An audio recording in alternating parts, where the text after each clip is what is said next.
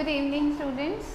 D block elements पढ़ रहे हैं हम, जिसमें हमने डी ब्लॉक एलिमेंट्स की प्रॉपर्टीज़ की, atomic radius, oxidation, electrode potential, oxidation state, electrode potential, और देखा कि जितने भी डी ब्लॉक एलिमेंट्स हैं उनमें सारी की सारी प्रॉपर्टीज़ जो हैं वो वेरी करती हैं। अब हमने इसके नेक्स्ट प्रॉपर्टीज़ करने हैं, और जो अगली प्रॉपर्टी आज हम करेंगे that is that D block elements they form coloured compounds. Coloured compounds मतलब जो डी ब्लॉक एलिमेंट्स के कंपाउंड होते हैं दे आर कलर्ड। ठीक है, why do they show colour? उसके लिए उससे पहले हमें ये बताना चाहिए कि जो डी ब्लॉक के एलिमेंट्स हैं ये अपनी सॉल्यूशन फॉर्म में कुछ लाइट इन्होंने एब्जॉर्ब कर ली, a part of light they absorb, और कुछ लाइट ये ट्रांसमिट करेंगे। ठीक है, कंपाउंड क्या करता है, सर्टेन वेवलेंथ की लाइट एब्जॉर्ब कर लेता है। जब हम उसके ऊपर वाइट लाइट डालते हैं तो कुछ वेवलेंथ ऑफ लाइट वो एब्जॉर्ब कर लेता है और बाकी ट्रांसमिट कर देता है। तो जो लाइट वो ट्रांसमिट कर देता है उसी के कलर में वो हमें नज़र आता है, क्योंकि हमें पता है जो कलर है, अगर आपको याद होगा कि जो हमारी वाइट लाइट है, white light consist of 7 colours. ये 7 कलर्स की मिलके बनी हुई होती है। कौन कौन से कलर्स हैं ये? VIBGYOR, right.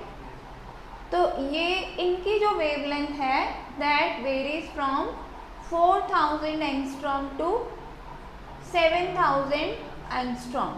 तो हर एक जो कलर है वो एक पर्टिकुलर एक स्पेसिफिक वेवलेंथ को एक्सप्रेस करता है। तो जब हम कहते हैं कि हमें वायलेट कलर नज़र आ रहा है तो दैट मीन्स उसमें से उस पर्टिकुलर वेवलेंथ की लाइट निकल के आ रही है। ठीक है, जब हम कहते हैं हमें रेड नज़र आ रहा है, हमें ब्लू नज़र आ रहा है, तो ये जो कलर्स हैं they are actually what, the light of a particular wavelength. ठीक है, तो अब डी ब्लॉक एलिमेंट्स कैसे शो कर देते हैं इलेक्ट्रॉन्स, उसके लिए आप एक बात समझो। हमें पता है कि जो डी ब्लॉक एलिमेंट्स हैं उनकी खास बात क्या है, they have n-1 d electrons 1 to 10 and ns electrons 1 to 2, और most of the d block elements, इनकी खास बात है that they have unpaired electrons। unpaired electrons होते हैं इनमें। ठीक है, अब होता क्या है, जब भी कोई एनायन अप्रोच करता है मेटल के कैटायन को,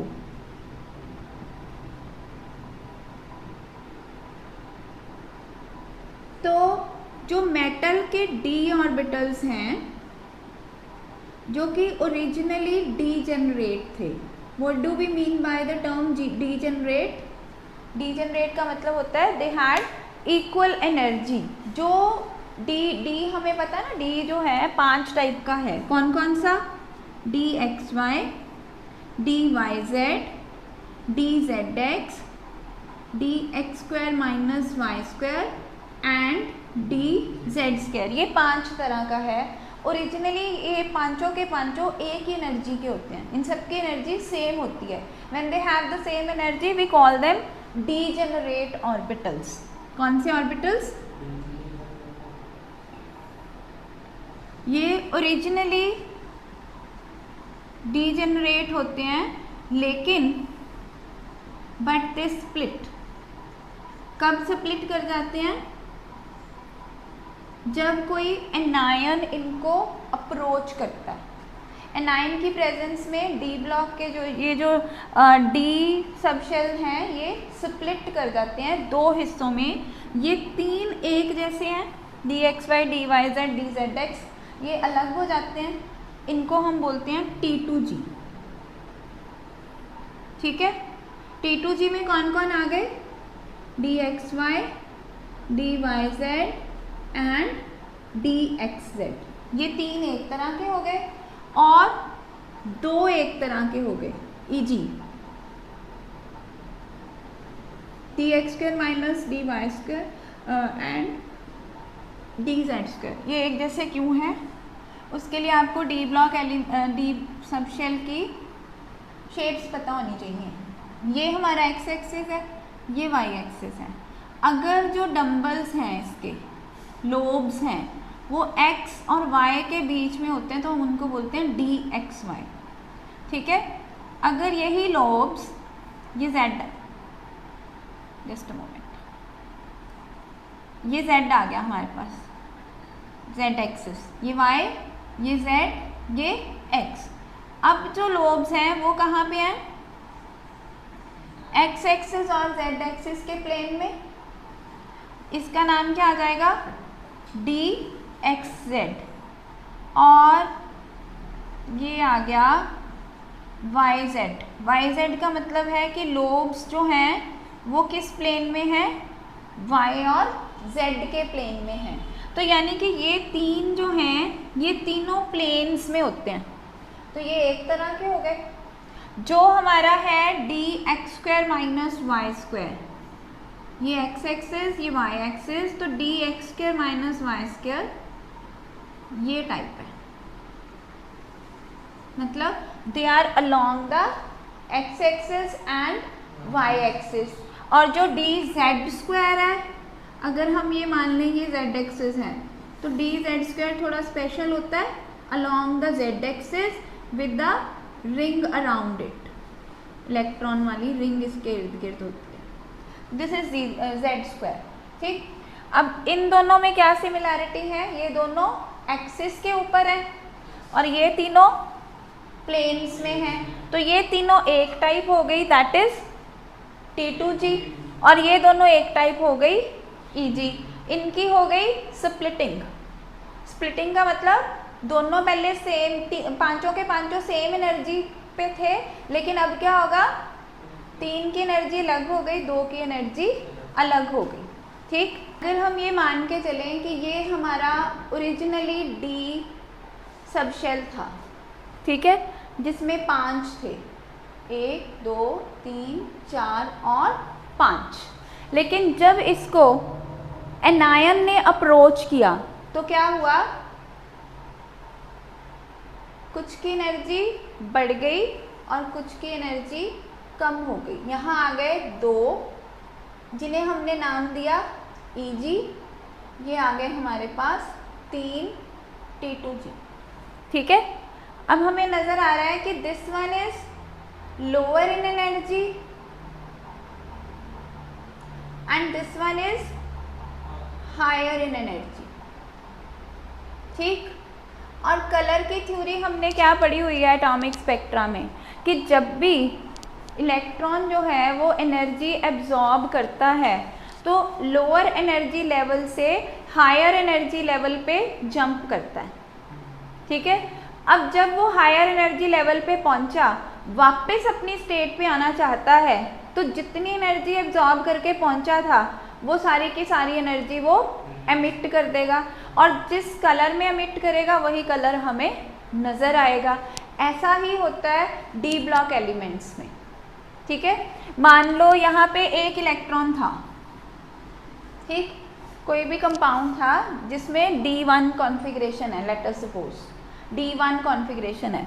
D1 कॉन्फ़िगरेशन में एक इलेक्ट्रॉन था, इसके ऊपर लाइट पड़ी, इसने एनर्जी को एब्जॉर्ब किया, तो ये क्या करेगा, ऊपर के लेवल में जाने की कोशिश करेगा, ऊपर पहुंच गया। जब ऊपर से वापस आएगा उस टाइम पे ये एनर्जी एमिट करेगा जो कि हमें कलर की फॉर्म में नज़र आएगी। तो ये मूवमेंट किसके बीच में हो रही है, D से D में। This type of transition is known as DD transition. क्या बोलते हैं इसको, DD ट्रांजिशन। और ये DD ट्रांजिशन ही है जो कि रिस्पॉन्सिबल है for colour of D block elements, ठीक है। लेकिन कलर आएगा कब, when there is unpaired electron. अगर ये पेयर्ड हो जाएंगे ना they do not show colour. Unpaired ने ही कलर शो करना है क्योंकि अनपेयर्ड ही जंप कर सकता है, पेयर्ड तो स्टेबल हो गया, that can not jump. Unpaired jump करेगा वो कलर देगा कॉम्प्लेक्स को, ठीक है। So this color is because of the DD transition. DD transition का मतलब क्या है? Okay, so we know that color of the D block elements compounds is because of the DD transition. ठीक है, और इसके लिए जरूरी कंडीशन क्या है? That there should be unpaired electrons. एक एग्जाम्पल हम देखते हैं. We have the example of titanium का कंपाउंड है, ठीक है। टाइटेनियम यहाँ पे +3 ऑक्सीडेशन स्टेट में है। टाइटेनियम का क्या नंबर होता है, atomic number? Scandium, titanium, vanadium 21, 22। 22 का मतलब है this should be 4s2 3d2 और 3 इसमें से निकल गए। 3 पहले कौन से निकलेंगे? 4s0 हो गया, तो टाइटेनियम 3 पॉजिटिव क्या रहा? 3d1। तो इसमें एक इलेक्ट्रॉन है, ठीक है। जब टाइटेनियम के कंपाउंड के ऊपर लाइट पड़ती है तो ये क्या करता है, येलो कलर की लाइट को एब्जॉर्ब कर लेता है, ठीक है, और वायलेट कलर जो है वो ट्रांसमिट करता है। तो इसका कॉम्प्लेक्स जो है हमें किस कलर में नजर आएगा? वायलेट कलर में, ठीक है। ये जो कलर्स हमें नज़र आते हैं वो कॉम्प्लीमेंट्री कलर्स नज़र आते हैं एक दूसरे के। कॉम्प्लीमेंट्री कैसे होते हैं? ये एक दूसरे के कॉम्प्लीमेंट्री हैं, ये एक दूसरे के कॉम्प्लीमेंट्री हैं और ये एक दूसरे के कॉम्प्लीमेंट्री हैं। तो अगर येलो लाइट एब्जॉर्ब हुई तो नज़र कौन सा आएगा? वायलेट। अगर वायलेट एब्जॉर्ब हुई तो नज़र कौन सा आएगा? Yellow. These are called complementary colours to each other, ठीक है। तो जो लाइट वो एब्जॉर्ब करेगा उसके कॉरस्पॉन्डिंग एमिट कर देगा, तो वो हमें कलर में नज़र आएगी, ठीक है।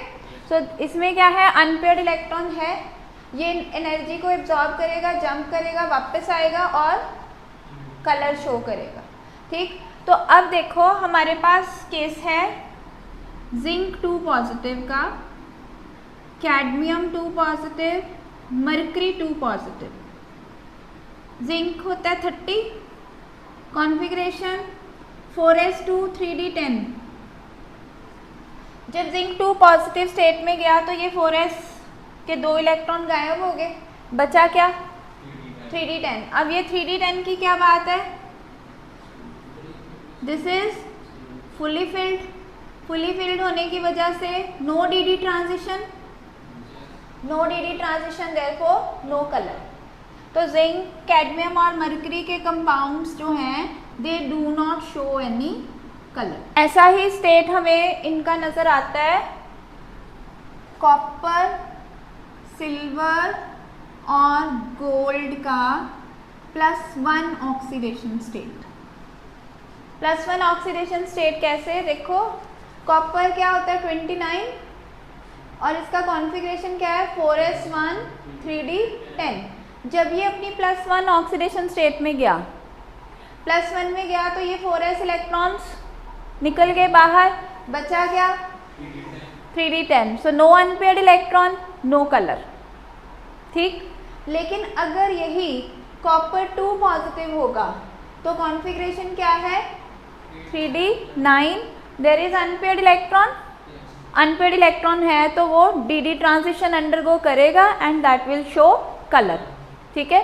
तो आपको पेपर में क्वेश्चन एक तो आ सकता है why do D block elements form coloured compounds, ठीक। उसमें हम ये सारा बता देंगे कि डी ट्रांजिशन होती है और कॉम्प्लीमेंट्री कलर को वो रिफ्लेक्ट करता है।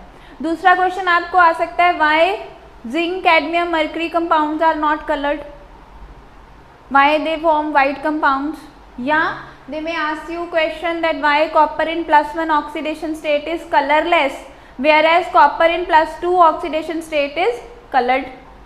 कि कॉपर 1 पॉजिटिव के जो कंपाउंड्स हैं वो कलरलेस हैं, लेकिन कॉपर 2 पॉजिटिव के जो कंपाउंड्स हैं वो कलर्ड हैं। वाई? तो जब हमने ये दिखाना है, फिर हम पहले कॉन्फ़िगरेशन लिखेंगे, फिर ये शो करेंगे कि सारे के सारे जो इलेक्ट्रॉन्स हैं वो पेयर्ड हैं। पेयर्ड होने की वजह से there can not be D transition, since there is no D transition they do not show any colour, right. So this is about the colours of D block elements. अगली properties जो हमने discuss करनी है that are magnetic properties of D block elements. Magnetic properties, दो terms हैं हमारे पास, one is paramagnetic and other is diamagnetic.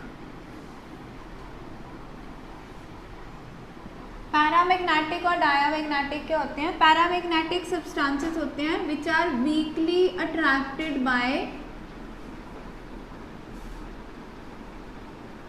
magnetic field. They are called paramagnetic substance, and which are not attracted by magnetic field, they are called diamagnetic. इनकी पहचान क्या होती है? अगर तो कंपाउंड के पास अनपेयर्ड इलेक्ट्रॉन है then that is paramagnetic.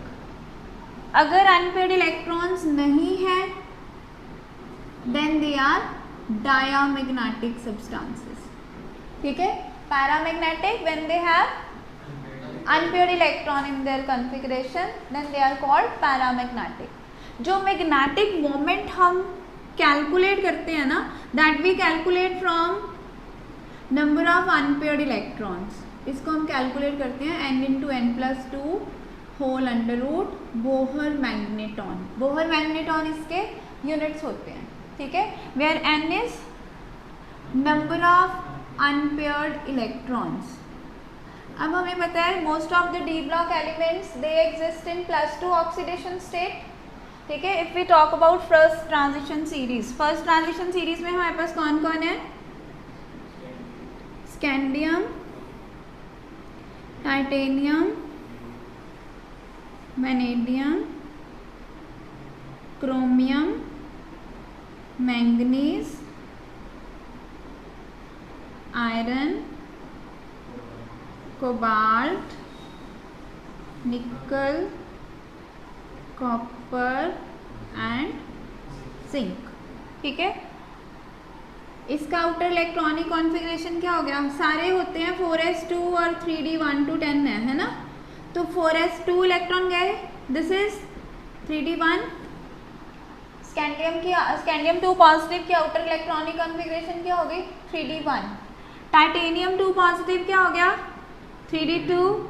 Vanadium 3d3, chromium 3d4 बेटा 4 हुआ ना, 4s1 3d5 होता है, तो एक इसमें से निकल गया 3d4, ठीक है।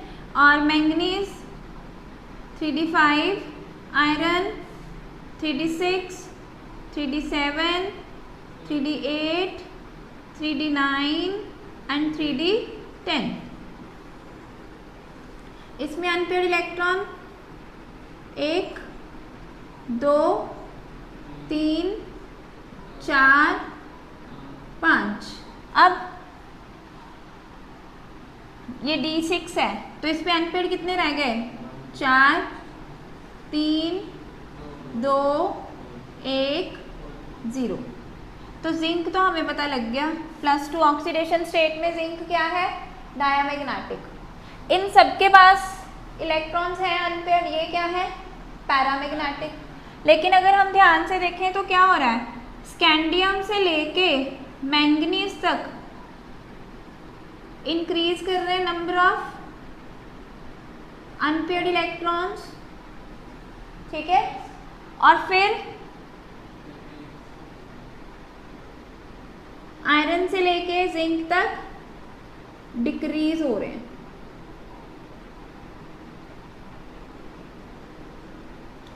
अब क्योंकि आपका जो मैग्नेटिक मोमेंट है वो किस पे डिपेंड करता है? नंबर ऑफ अनपेयर्ड इलेक्ट्रॉन्स पे। तो इसका मतलब मैग्नेटिक मोमेंट का भी क्या ट्रेंड रहेगा? पहले बढ़ेगी फिर कम होनी शुरू हो जाएगी, और जिंक के केस में दिस वुड बी 0। जिंक का मैग्नेटिक मोमेंट क्या होगा? 0। ठीक है। So number of unpaired electrons हमें बता देंगे whether the compound is paramagnetic और डायामैग्नेटिक। ठीक है। इसके अलावा जो है एक और टर्म होती है which is known as ferromagnetism.